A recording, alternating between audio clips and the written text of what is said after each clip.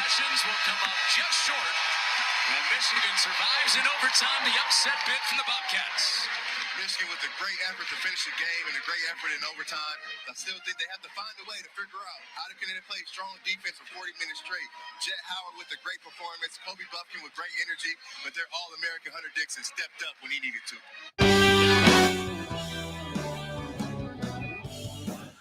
Good evening, everybody. That was Rayfeld Davis from the Big Ten Network at the end of the game tonight. Can I say a wild one? Seems like sometimes you say that too much. A wild one at the Chrysler Center. It was a close one where maybe you didn't think it was going to be close, but it was a close one at the Chrysler Center tonight. Michigan ends up winning it in overtime, 70-66. Welcome in to the Michigan Basketball Postgame Live. I'm Dennis Fithian. We're here after every Michigan basketball game talking about the Wolverines and a Sunday night special here tonight. Michigan, there were a few times in this game watching it where it looked like Michigan was going to come up on the short end, but they survive Ohio and they do get the win. When you get a game like this, there's a lot of different things to talk about. If you would like to make any comments, I see there's some people that are already making comments. Go ahead, make a comment, ask a question. We'll put it up on the screen. We'll deal with it. We'll see where you're at with the Wolverines. I'll start with my takeaways from this game. Number one, you survive and get a win in a game where you don't play your best basketball. You struggled in a lot of the game, but in the end, I think that when they go back and watch the tape, Hunter Dickinson came up really big at the end of the first half. I mean, he scored Michigan's last 12 points of the half, and he hit 2 threes. Michigan couldn't shoot any threes. They were having a really hard time shooting threes in the first half. They were having a hard time guarding. They had a really difficult time with the pick and roll and the slip that Ohio kept using on them. And then the Bobcats got up by 7 in the second half, and Ohio looked like the better team. And they looked like they were, going to win this game. But Michigan, late in this game, they made a lot of defensive stops. And Jet Howard is Hunter Dickinson's Michigan's best player. Jet Howard is Michigan's second best scorer. Jet Howard is Michigan's best three-point shooter. Jet Howard is Michigan's best player getting his own shot. He's Michigan's best player driving the basket. He's I think he looks like Michigan's best defender. That's a lot, for the freshman, saying he's the best at this and he's best at that. It would be nice to see some other guys step in there and, take some of those things away from him, and get more contributions. But, and I'm not saying he's like some superstar. He looks like he's a star. I'll tell you that. Jet Howard does. And still, he's a freshman. He has some turnovers. You might think he, takes a few shots that he shouldn't. As I watch him, I like most of the shots that he takes. Yeah, sometimes, he's throwing some up there. He gets a heat check, but, he deserves that. But defensively is where he made his mark. He made his mark in a lot of different places, but he made a big mark defensively in overtime late in this game, and making some big plays for Michigan and hitting some big shots where the Wolverines come out on top and they win it 70-66. All right, let's we got a lot of numbers to go over, and we can do that. But right away, let's go and see what the people are saying. Here's Luca, who said, I am a Juwan believer, but not much confidence from the last 2 games. Yeah, well, I can see that. Look, every year takes on it's a different story, different team. And, you'll see, this is Juwan's 4th season, looking at this team here. The good news is that, they bounce back and were able to win this game. You go through and you can struggle. And if you come out and you're getting wins, you can build off of that and you can find yourself. And it is so early. There's there's a saying in baseball, and it applies to college basketball too. You're not gonna win anything in November in college basketball, but you can lose something, and you can really put yourself behind the eight ball when it comes down to the NCAA tournament, where you get into, all of a sudden you're in the conference play and you feel like, man, you're already desperate. You don't want to be like that. And the other night was a terrible performance. There's no doubt about that. And you could see Juwan putting in his second five in this game in the first 8 minutes, trying to send a message, get these guys to guard and play defense. And we'll see what kind of coach, how these guys develop during the season. This isn't the team that I expect to see in a week, certainly a month. They're going to need a lot more contributions from the bench, and they're going to need better play overall from their starting five. They're really going to need better play from their backcourt. So all of those things, I mean, you can't, you can look at it, you can evaluate it for what it is. These are just the first couple games of the season, and you're going to have to see how they progress. But I know what you're saying.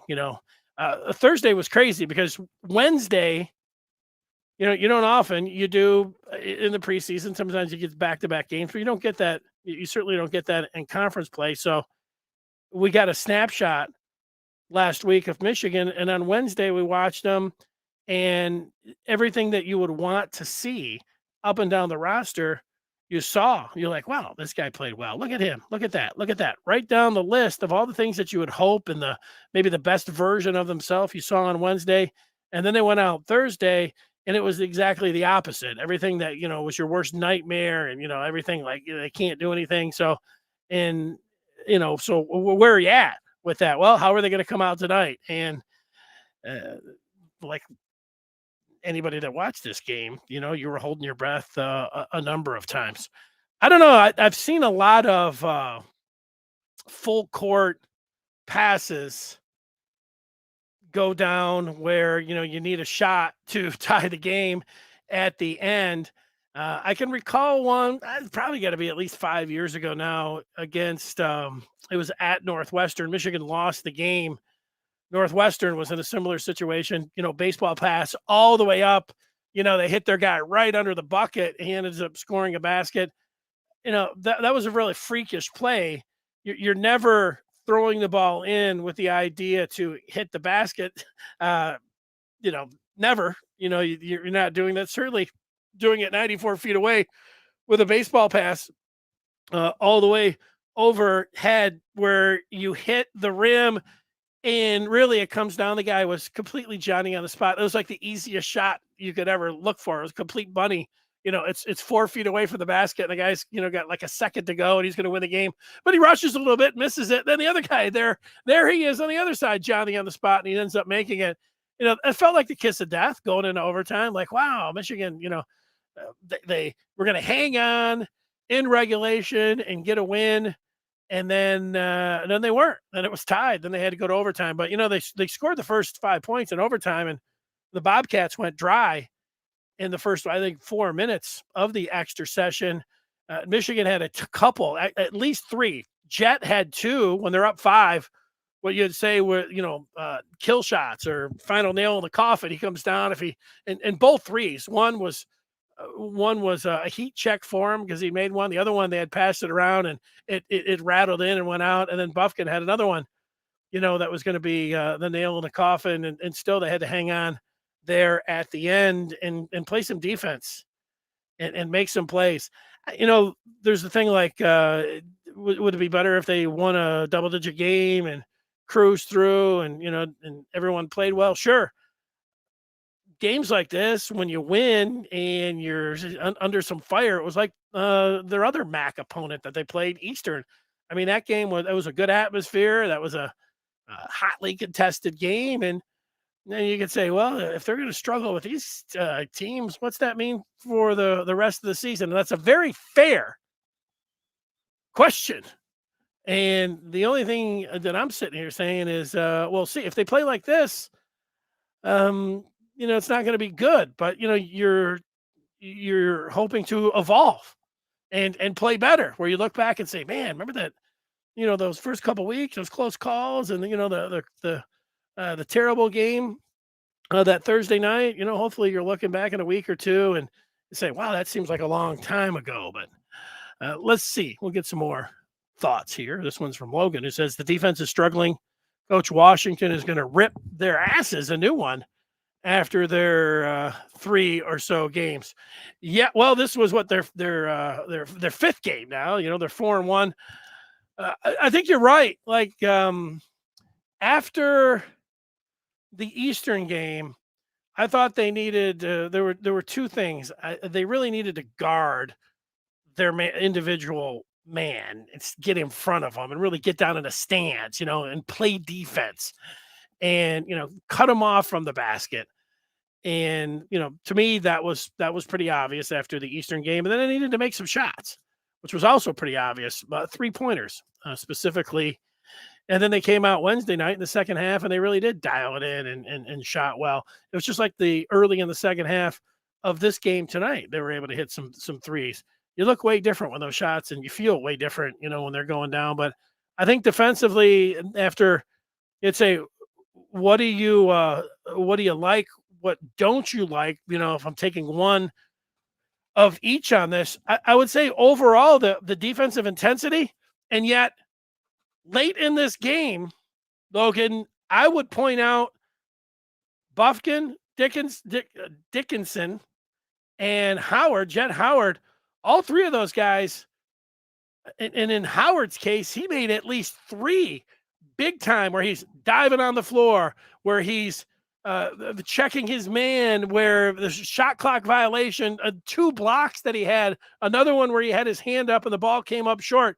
Dickinson with the offensive rebound, Dickinson with a couple big time defensive plays as well. So as much as I say these guys overall need to dig in for the entire game and have that defensive intensity, I think they'll be able to look at this tape and they'll look to Hunter, they'll look to Jet Howard, and then Buffkin on a play or 2 as well late, and they can say, look at these. This is why we won the game. These 3 guys and the way that they came up individually and their effort defensively. That's why they ended up winning the game. So that's the one thing that I would say there. And the other thing is that this is Howard, Chet Howard, and Hunter Dickinson, a 2-man game. Who else are they going to be able to get to help them out? The offense tends to be a little stagnant. You throw it in a Hunter and everybody's kind of chilling out outside. And you're like, all right, Hunter, go to work. Or I'll say, yeah, go ahead, throw it out to me. I'll shoot a 3. You need to get something going, exchange, cut. And they do sometimes. I'm not saying the entire time that they're just standing around, but it can be that way when you have a dominant big man. You throw it in, everybody's like, hey, all right, go ahead, go to work. But you're looking for that flow where it just feels good. You get guys cutting, you get guys open, and then they hit the shot. And a lot of tonight, they didn't have that. So the overall defensive intensity, it lacked a lot, but then it was big late. And then offensively, just finding a flow, finding, guys after Howard and Dickinson to get involved and to be active. I think that's going to be the challenge moving forward for this team. That's the way I see it. Let's look at some of the numbers from tonight's game. You have any questions or comments, you can put it up there. Michigan, they're up by a bucket at the half. And then Dickinson did take over late in the first half. He had the last 12 points for Michigan going into the break. I had the observation, that I said Jet, is their best scorer, their best shooter, their best passer. He really can pass. He's got a nice, keeps his head up, able to dribble, take his man off the dribble, and then find somebody as he's driving. Very good passing ability from Jet. You could see that tonight. Michigan got down 7 in the second half, but they were able to tie it up at 71 with a minute to go. And then Ohio ties it up with a wild full court out of bounds play that featured 2 offensive rebounds right from underneath for the Bobcats to be able to tie it up. And then U of M got the first 5 points in overtime, and they hang on to win it 70-66. In the first half, there's Dickinson. He had the last 12, but he had 17. Nobody else, when you start looking at it, 5 for Jet, Buffkin, and Llewellyn each had 3 points, and on the bench, it wasn't much better. Cheddar was getting to the line a little bit tonight. Doug McDaniel with 2, and then you look at the overall numbers. Hunter Dickinson had 24 for Michigan. Jet Howard had 13. Llewellyn got in double figures with 10. TW2, Terrence Williams, the second with 9, and Buffkin had 9. So the starters' numbers actually look pretty good. But the bench, you're going to need a little bit more from the bench. Nothing from Reed. Cheddar ended up with those 3 points. Doug McDaniel stayed with 2. Nothing from Barnes. And then, Baker, Joey Buckets, who made 4 threes on Wednesday night, just was a non-factor. Actually, really, not getting a lot at all. You're going to need more. They're going to have McDaniel come in and get some buckets. And whoever it is, Reed, I like Reed. I don't understand. I'd have to ask this to Juwan Howard. Why can't Jace Howard get in there a little bit more?